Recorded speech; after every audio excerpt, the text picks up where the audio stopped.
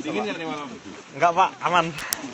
Syederalun, beredar video menunjukkan seorang pria menyalami Agus Harimurti Yudhoyono atau AHY viral di media sosial. Pasalnya, pria tersebut menggunakan selimut seolah-olah dingin.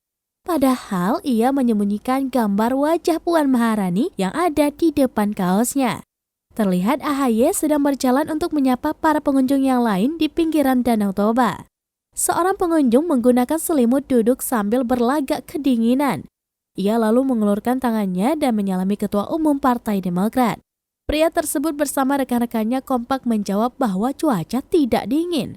AHY pun berlalu pergi bersama rombongannya. Pria yang menyalaminya itu seketika berdiri dan membuka selimutnya.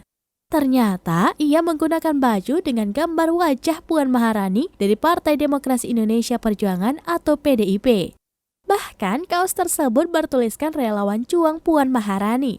Sontak saja pria itu tertawa, begitu pula dengan teman-temannya yang lain. Selamat datang Bang. Ayo, kasih sama-sama. Bisa tidur Bang. Dingin nggak nih malam? Enggak Pak, aman.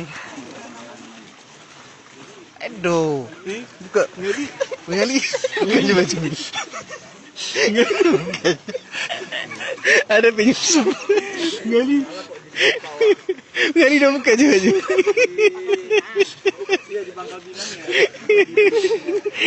Viral beo penyusup. Bapak ini. Penyusup. Bapak dari